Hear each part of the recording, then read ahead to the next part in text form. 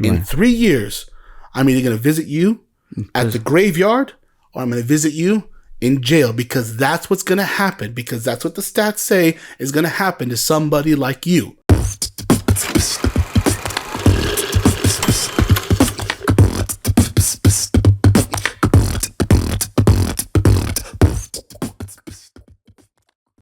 Assalamu alaikum everybody, and welcome back to another episode of Real Talk Deen and Dunya. I am one of your hosts, Mustafa Talib. And I'm one of your hosts, Abdurrahman Talib. And I'm one of your hosts, Ayman Talib. And today we are going to be talking about teachers, coaches, and mentors, and where we've seen that in film and television, and so on and so forth. The impact that they have on those around them. Yes, that words. Words, yes. So, when y'all think of teachers, who's the first that comes to mind?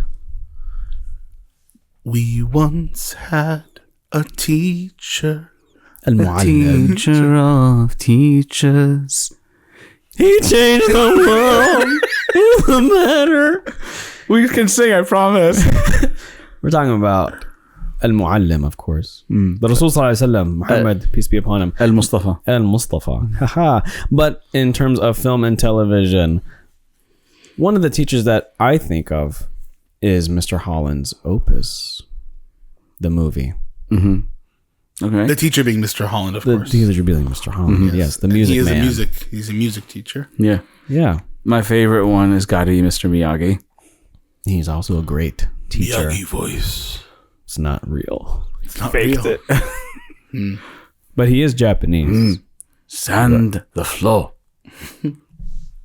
But he... Show me. I was talking about this with a friend yesterday that in Ninja Turtles, the latest one, Yeah. you have Jackie Chan voicing Splinter. Yes. But Jackie Chan is Chinese, Yeah. playing a Japanese rat. Uh-huh. I'll do you one better. And then in Mulan, Yeah. you have Pat, what's his name? Mr. Miyagi. Oh, Sorry. He is Japanese. Yeah. And he's playing a Chinese emperor. No, I'll do you one better. Tony Shalhoub voiced Splinter in The live Turtles action. out of the Shadows. Yeah. Just that one or Just that one. Oh, I thought it was in both. No. Okay. got an Autumn guy too. I'll do another one, the better one. Shan Yu from Mulan. Right. Played by a Hispanic guy. He's Mongolian or something. Well, yeah. The Han. He's a Han. Yeah. Yeah. The Mongols. Played by a Hispanic guy. It's about a Spanish guy. Oh, say, can you see? But yeah, who do you think of as teacher or mentor or coach? Well, those are different roles. Those are different categories, but we lumped them together because they all have the same Impact. impact. Yeah, exactly. What do you think? Like from media. Yeah, movies, television. So I mean, for teachers, I think of oh God, what was his name? In Lean on Me, Mr. Clark. Mr. Clark. I also think about Ron Clark, who is a real person, by the way, but they also made a movie about him, starring Matthew Perry. Oh right, I never watched. made for television movie, right? I think it was. I saw those clips. I was like, is this real? No, it's based on a true. Yeah, it's based on a true story. And Not real in the sense like, oh, is this based on a true story? But like, is this a real movie? I thought it was because like something else. it was a low profile movie because it was a TV movie, not a. It didn't get the full movie treatment. Right. Another great teacher movie, Music of the Heart. Yeah. With Meryl Streep and NSYNC. featuring NSYNC. It's a great film. Love that one. Yeah. Dangerous Minds. Sure. Michelle Pfeiffer. And Freedom Riders. and with, Coolio. Hilary Swank. Freedom Riders, Hilary Swank, yeah. For sure. What do y'all think about, like, you're a teacher. Yes, I am. And I have something to say about this. It seems that teachers they're portrayed a certain way in media, always, unless they're a special teacher. But there are so many, I'm here to tell you, as an educator, there are so many incredible teachers. doing incredible things on a day-to-day basis that don't get the recognition that I'm not saying that they deserve, but they don't get any recognition at all. They're just like, oh yeah, just another teacher. It doesn't it doesn't fit the mold of storytelling. Right. And so the automatic thing is like, I think of like, here's an example of a bad teacher, Transformers 1, where that, the teacher that was in like, I don't know I don't even know the class, but he was showing off like his Shia LaBeouf's characters. Yeah, he's showing demonstrating off, like, he's doing like a presentation about his grandfather and how he came across the first Transformers. But we didn't know they were actually Transformers. Wiki, yeah. Right, but he's like trying to like explain he's a very lazy teacher. Very lazy, and he's very passive. He puts like he has like a sign that says like "Stop talking." Yeah, like this. It's like, okay, those typical stereotypical like tropes. Here comes the boom. That I think of that one, and I watched that one kind of recently. Oh, with Kevin James. Yeah, where he used to be like the teacher of the year for the state or something. I'm maybe remembering this wrong. And he used to do a lot of things that I saw. This not a true story, by the way. I don't know. Or inspired by one. It probably. I know it's inspired. I mean, like, but the idea is that like this teacher he what's it called? We have a job at night. Moonshines. Moonlights. Yeah, moonlights. Moonshine is a type of alcohol. God, I'm tired. I'm sorry. No, but he moonlights as a wrestler. Or a fighter. Or MMA. Or something like that. Right. It was like $10,000 and that's if you lose. And he was like, well, we need money for the school. So let's make this happen. I'll go get beat up. No problem. Right. But so the thing about him is that he used to be such a great teacher, and then he lost his own inspiration, motivation, whatever it was, and then he became this kind of like, whatever, I'm here to blah, blah, blah, blah, whatever. And then at some point he's like, I'm going to pick this stuff back up, and I want to be the best that I can be for my students. I want to inspire them in a way that they deserve to be inspired and motivated and so on, because I need to take this very seriously. I am, and you've seen videos. There was a pretty viral video a few years ago.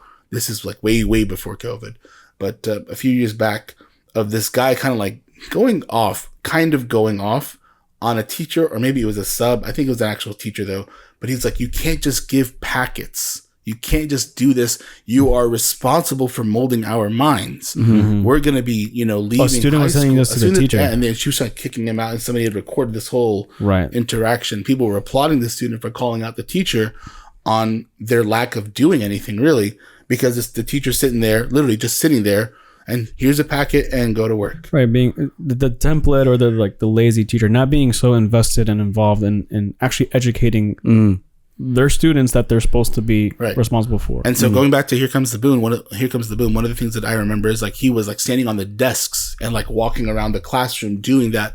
And that's something, as I mentioned earlier, the Ron Clark story, I had the privilege to actually visit his school in Atlanta back in 2019. Okay. Yeah. And that was an experience. It changed my entire, like, I don't say perspective, but it changed the way I approach my professional, like my career. And so my classroom looks very different from the way it used to look. The things that I do in my, just from like an aesthetic perspective, it just looks different. Like when you go to his school, you walk into his auditorium for the school, and it looks like you're in like a Harry Potter kind of scene.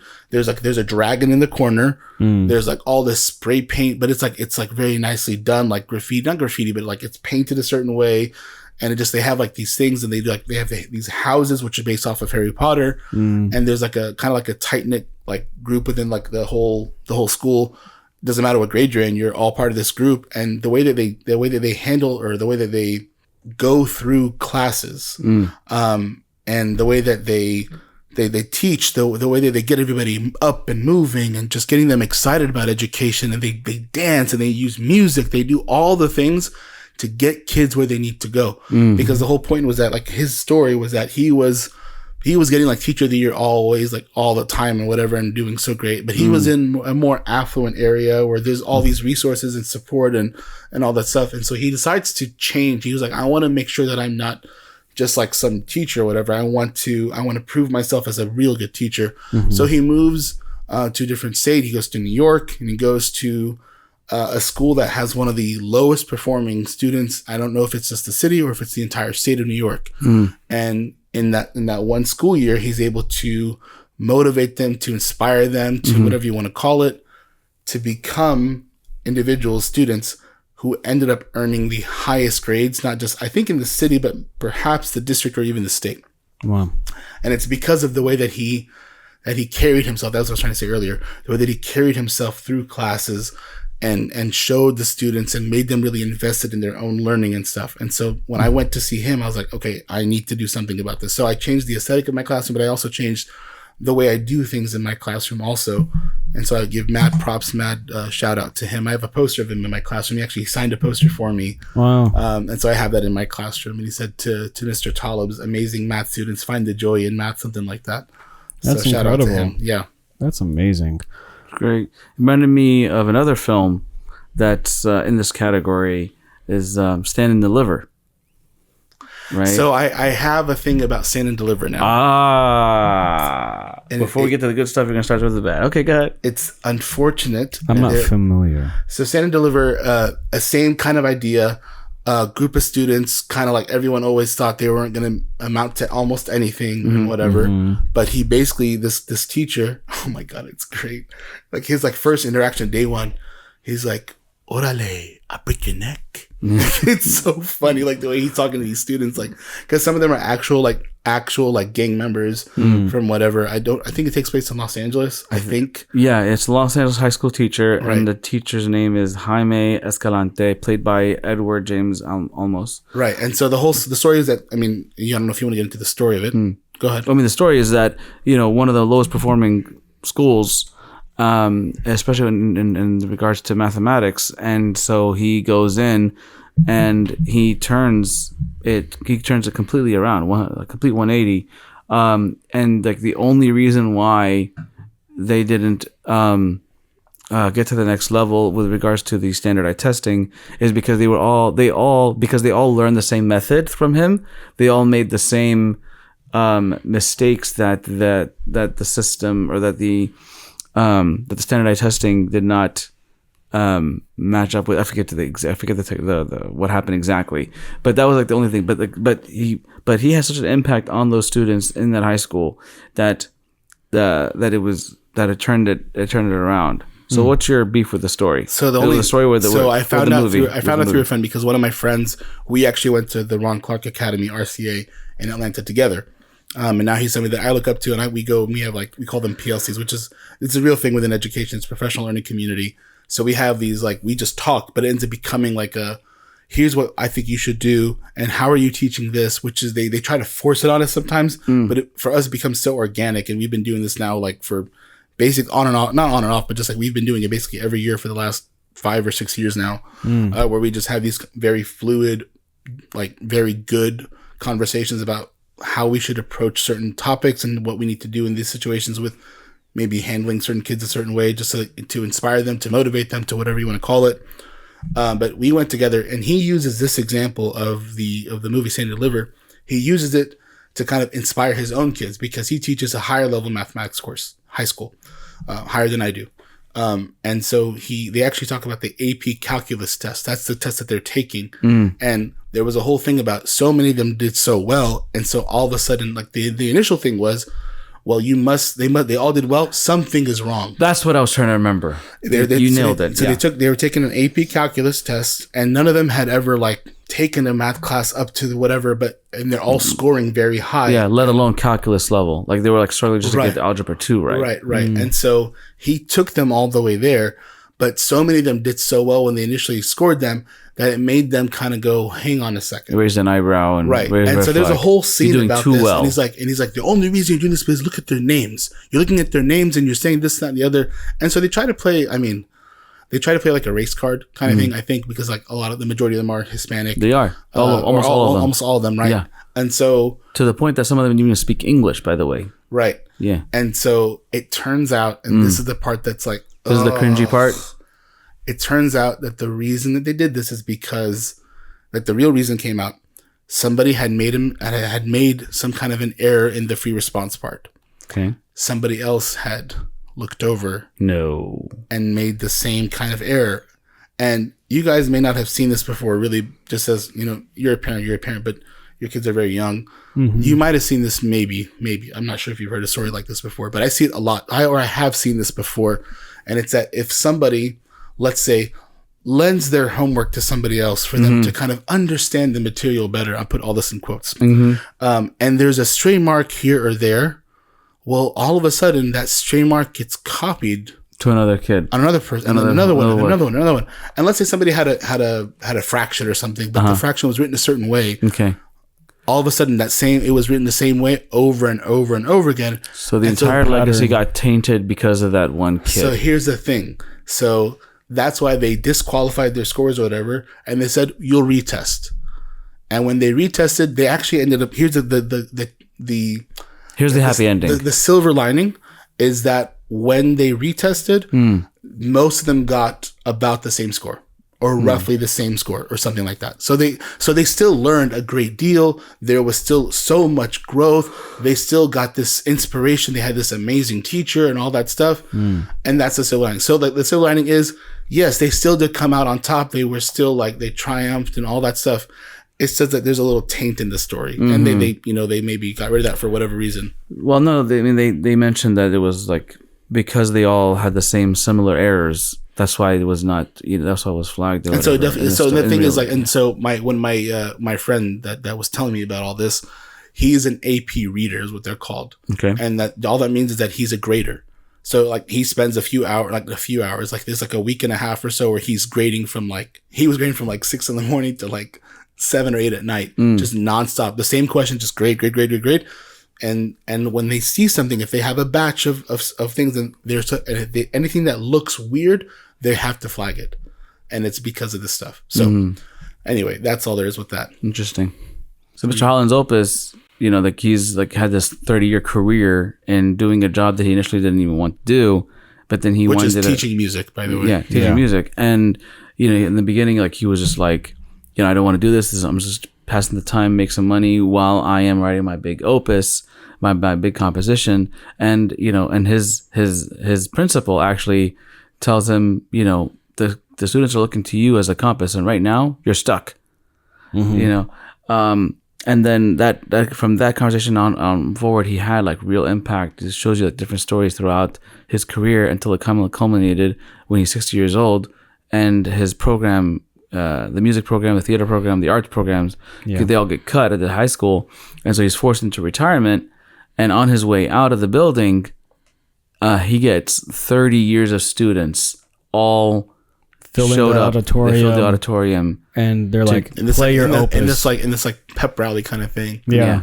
And they talk about, they give him, the recognition, and basically is like how teachers, how our mentors have that impact on our life to give us the confidence we need, to give us the knowledge that we need, to give us to build our character, believing in believing in ourselves, and pressing forward, and to give us the strength to go through the struggles in our life, right? Because these are transferable lessons that you learn in the classroom, in the on the court and in the field. And I know we're going to get into this. I have a marquee in my classroom. It's the first thing that you see once you open the door. It's right in front of them. It says, "Embrace the struggle." Yeah, 100%. Because, this particular course that I teach, the math, you might not use it on a day-to-day basis, but the struggle that you're gonna have to overcome something, you're definitely gonna use that on a day-to-day basis, 100%. Right. And that's the same thing that's transferable into sports, because you're not gonna necessarily play volleyball or throw the shot put or whatever every day of your life. Right. But the overcoming of obstacles, the grit that you're gonna have to, the challenges that come your way. Yeah. Those are all you'll be perseverance, using that all the time. Right? Pushing through something that's not comfortable, right? Yeah. So that's there, and the teachers really do sacrifice to send that message to us. They sacrifice a lot. You're welcome, and they need to be paid more. Yeah, they're worth a lot more than what they're being paid. Hell yes. And so, we had a couple honorable mentions. Yeah, for the teachers.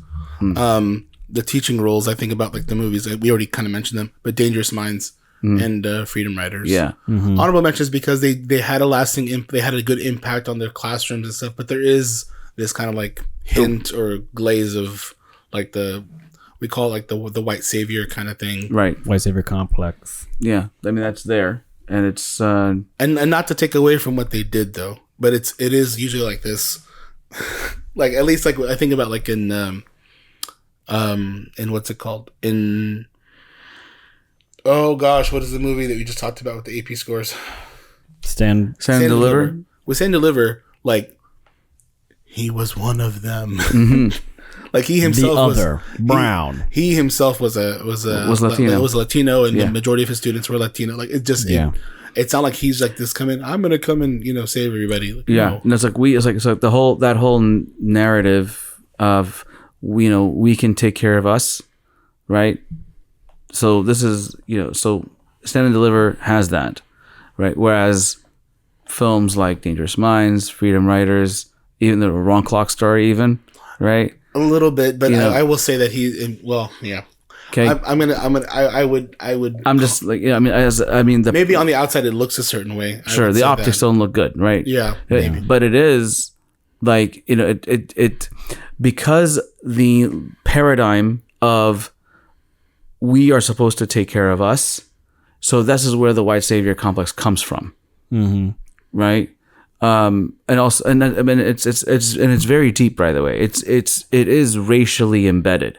It's real that I am educated, I'm enlightened, I know better. I'm in this position of power, and so it's the what's the I'm gonna teach you savages the ways. Bingo, that's it. Bingo, right? I will say though, I mean, just to make sure, I want to be very with specific with Ron Clark. Like his principal was black. Like he had like colleagues, like Latino and Latina colleagues, and all that. So like that.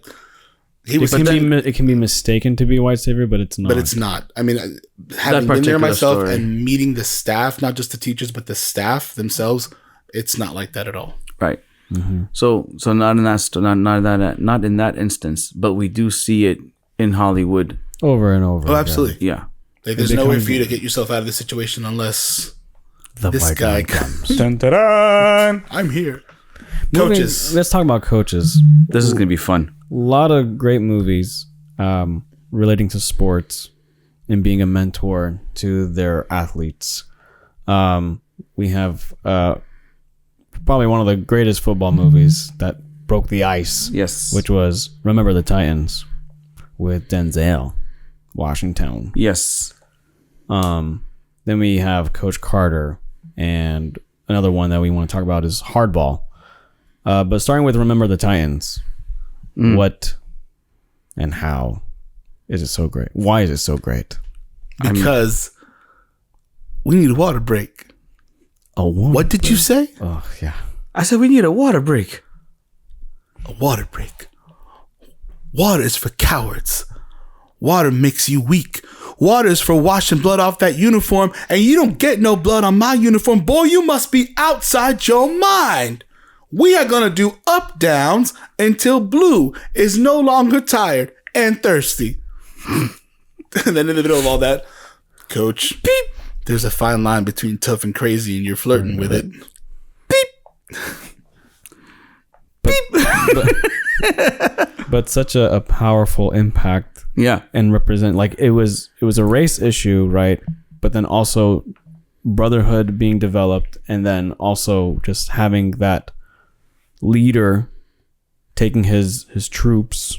If we don't come to together the finish right line now, so yeah, that's what when they're at Gettysburg. Yeah. So that moment in the movie when he gets him out of bed at 3:00 in the morning and tells him we're going to go for a little run. They go from Gettysburg College to the field of Gettysburg, where the Battle of Gettysburg happened. What did he do? He stripped them of their vanity. He made them get there. They're all, they're drenched in sweat. They're huffing and puffing, trying to catch their breath. And he is leading them in that run. And when they get there, he's the one, he's out of breath, but he's standing up. And all the rest of the players, they're in their teens, and they're still trying to catch their breath. And he tells them, do you know what this place is? This is Gettysburg. This is where they fought the Battle of Gettysburg. 50,000 men died right here on this field, fighting the same fight that we're fighting today. Okay, and so he just he keeps going, and he tells them, I don't care if you like each other or not, but you will respect each other. And maybe, I don't know, maybe we'll learn to play this game like men. That moment, right? Because that's what a mentor does. That's what a coach does, right? And coaching, sports. I'm actually wearing one of my my coaching shirts right now. I was very careful in choosing the right one. This is my shirt that says "I throw things." It's a nod to Game of Thrones. Oh God! He's like, that's what I do.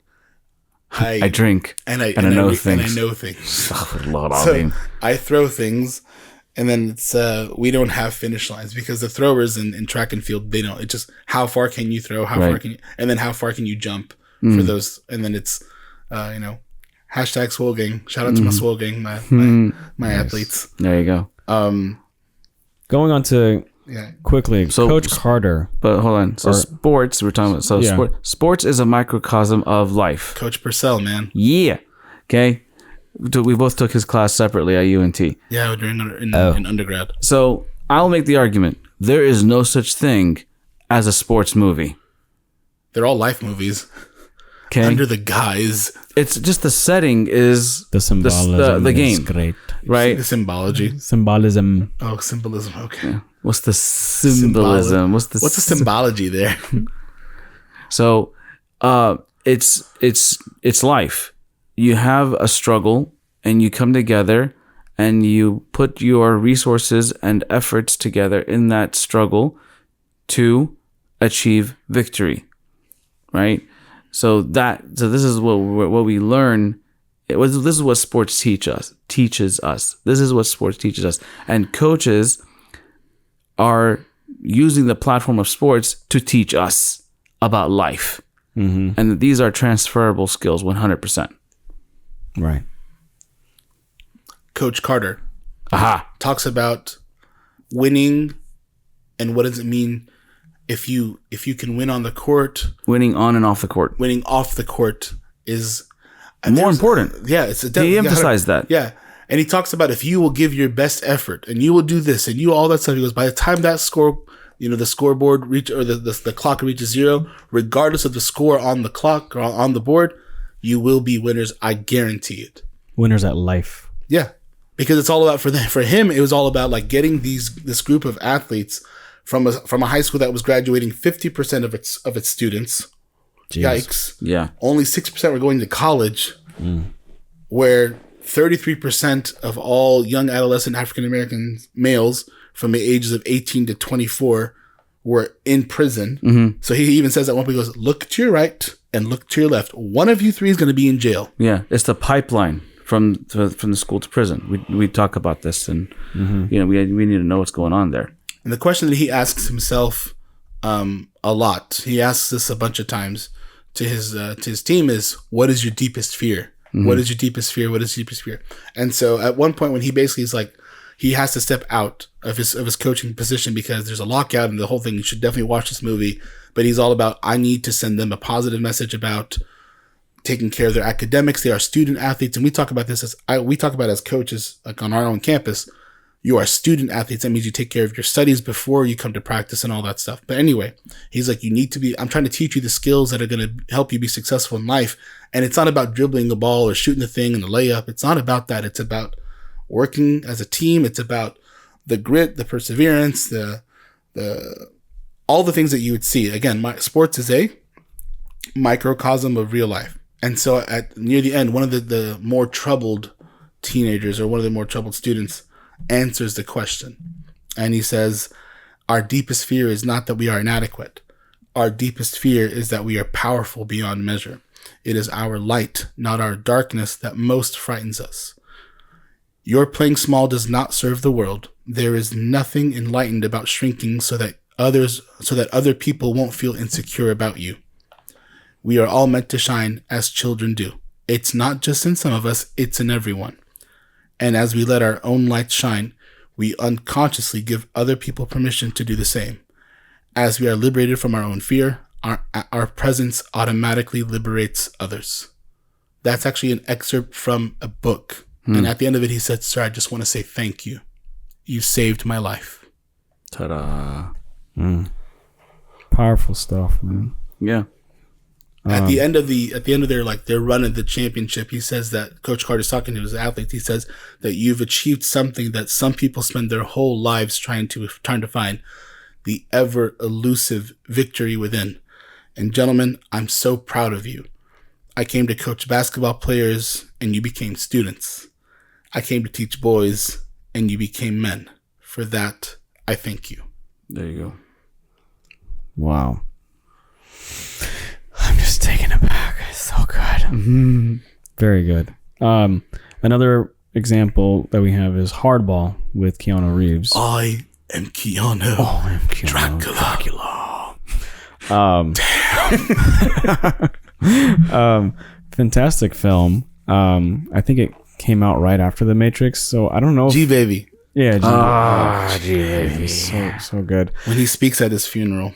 Yeah. Very At powerful. the very end of it, he says, the whole monologue. when he lifted his arms in triumph, I swear he lifted the world. Yeah. in that moment, yeah. Very so powerful.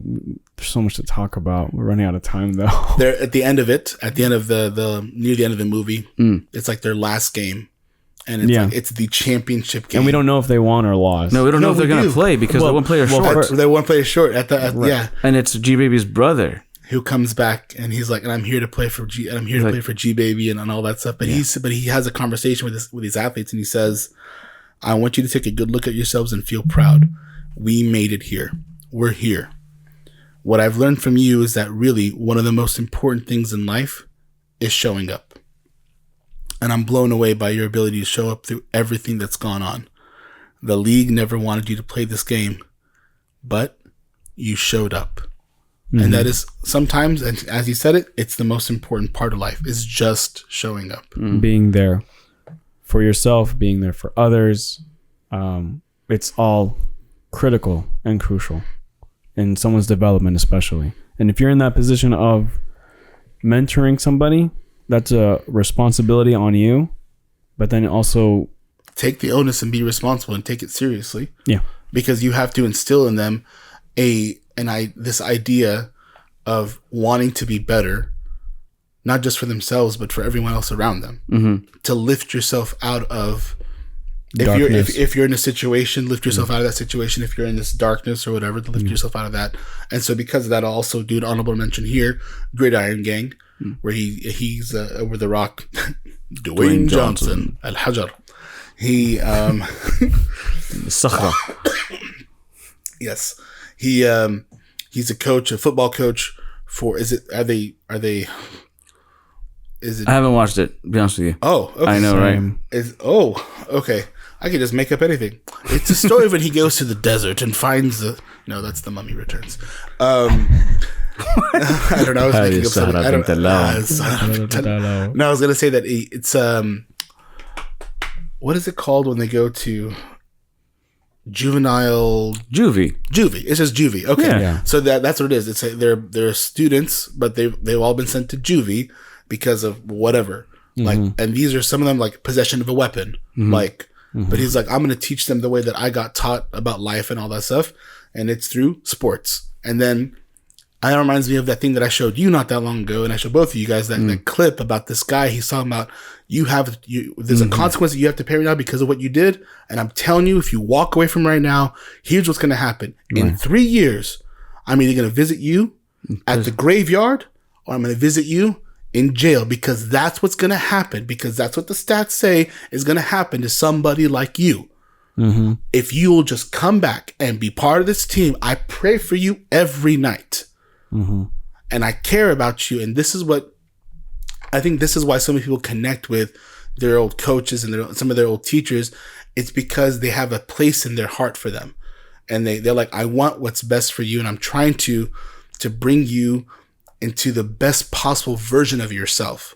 And that's what we see so much with our teachers and coaches. And that leads right into mentors. Right. And so with the limited time that we have left, some quick things with the mentors, some of the most inspirational mentors. In film and television, of course. Hello there. Obi-Wan Kenobi. Obi-Wan Kenobi. That's a name I've not heard in a long time.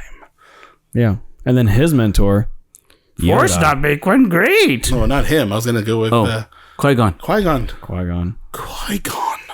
Yeah. Mr. Miyagi. Mr. Miyagi. And then Padme from Kill Bill. Padme from Kill Bill. I put him on there because You once told me this is your greatest like Ted BS scene ever. Yeah. Is with him and, That entire and sequence. with the bride. that entire sequence, because like she represents the arrogant student that comes in, like, it's like I already know a lot, and I don't want to conform to the ways of the teacher, but the teacher humbles them. checks them, puts them in their place, and tells them The scene with the food. Yeah, like so. She's like her hands are shaking because she can't use it. And he's like what? I don't know what he's Yeah, saying. so he tells her that basically, like, if you want to, if you're not going to use chopsticks, eat on the floor like a dog or like a something. human, then eat on the floor like a dog, like an animal. Okay, don't use your hands, right? I mean, that's a cultural thing, because us coming from auto backgrounds, eating with your hands is cool.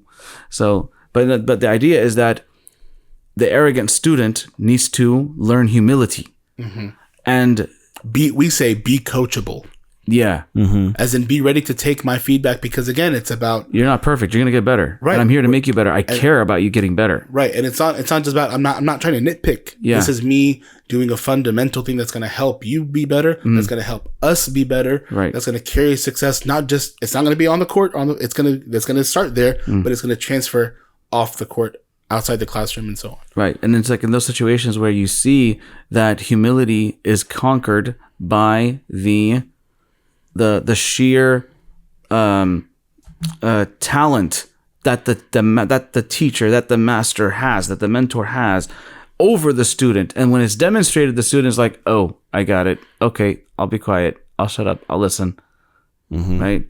So that's why I love that sequence so much. So then there's also George Feeney. Feeney! Feeney! Have you seen the compilation video where he's just going over his answer? Feeney! Feeney! Feeney! Like he's just over and over, just like over the course of the entire series of Boy Meets World. Yeah. Where he's like yelling at him, just I have a question for you. I need to talk to you about something. Right. I've never actually watched. I haven't watched all the way through. I definitely watched like episodes here and there. Right.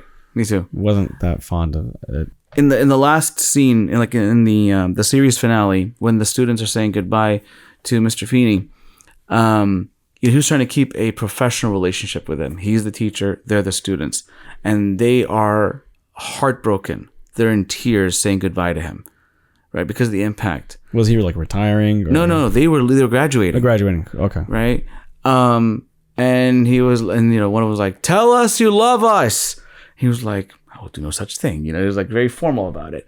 But by the end of this, and then Topanga goes in and she tells him, "You were more of a father to me than my own dad." Okay. Now, it's like even if you had a good, father in your life, alhamdulillah, we all, the three of us did. Okay. It takes a village. It takes a village, and you need that support. You need that other person in your life that is going to, that's going to also be your father when your father's not around. It reminds me of when we were senior night in high school. They honor all the seniors and they have them walk out with their parents, and I walked out with Baba on my arm, and we walked through and everything, and they're like waving and all that stuff. And my coaches, like a bunch of them, came up and shook Baba's hand. They were like, "Yeah, that's a good one.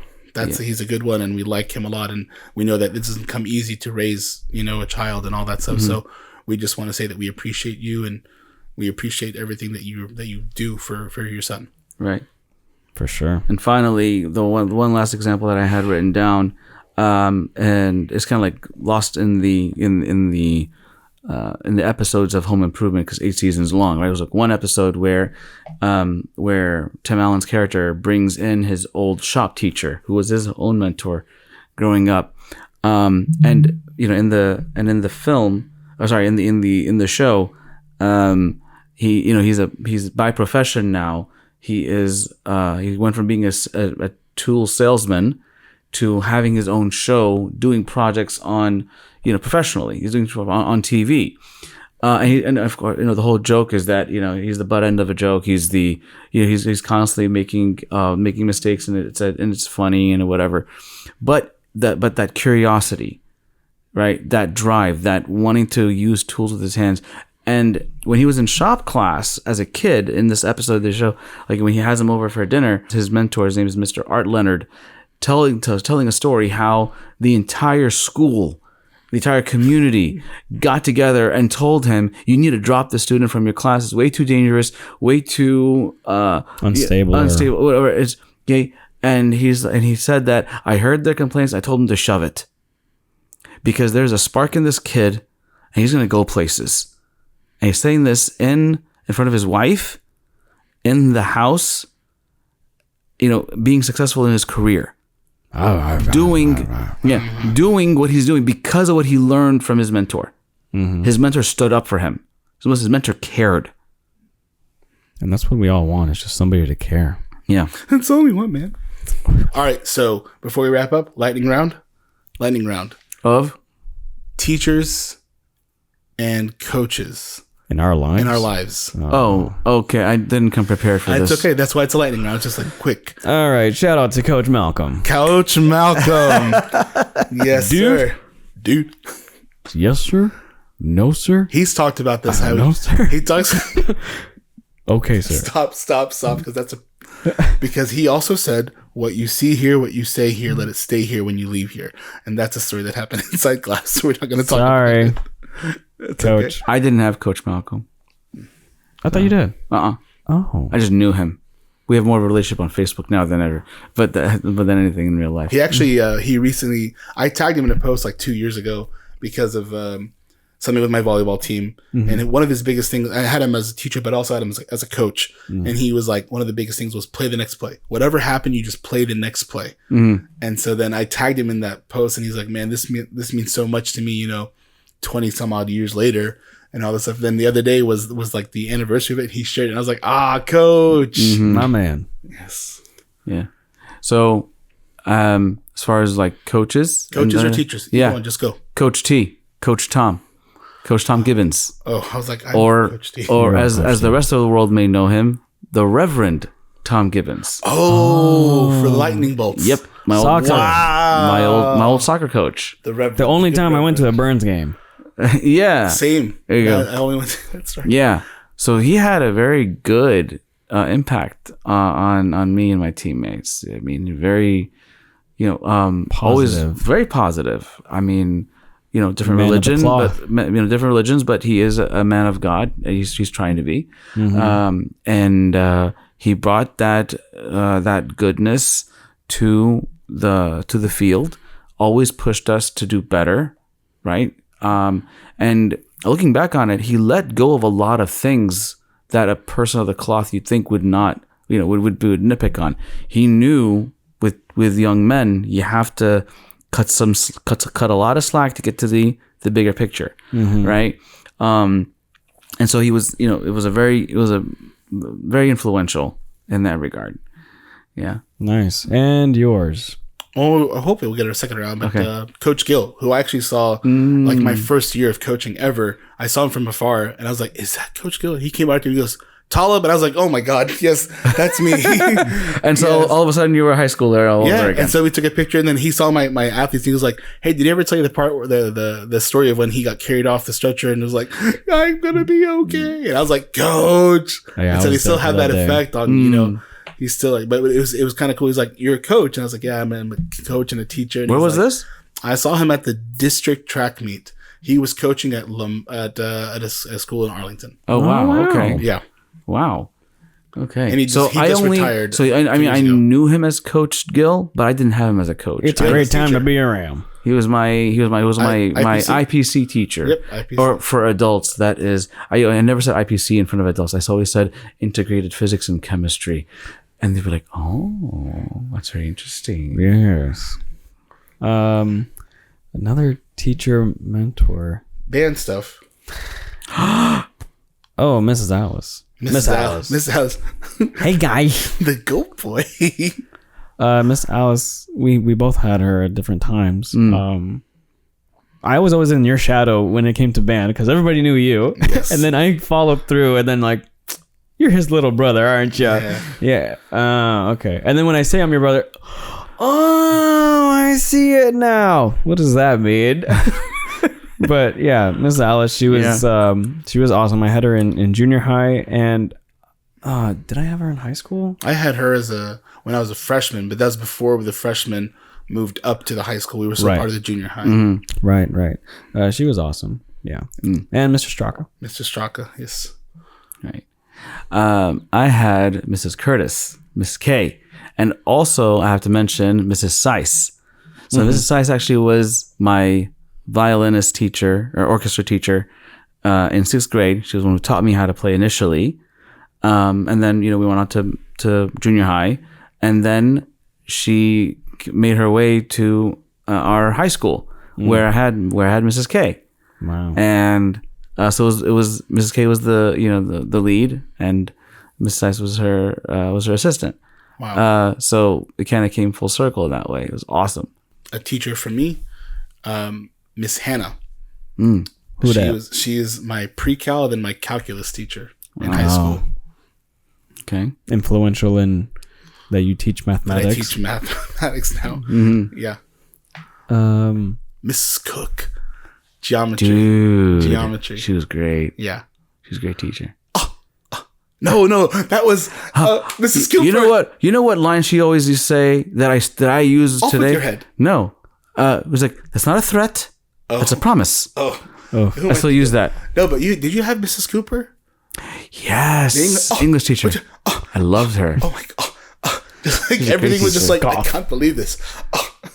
She's a great teacher. Yeah. Go. I got somebody else locked and loaded. Man, I'm trying to remember from high school who was influential. Oh, Mr. Bishop, my 3D animation teacher, which got you into a lot of video stuff. So that was my introduction in a way with video production, doing things from a 3D animated side, and then going into real life production.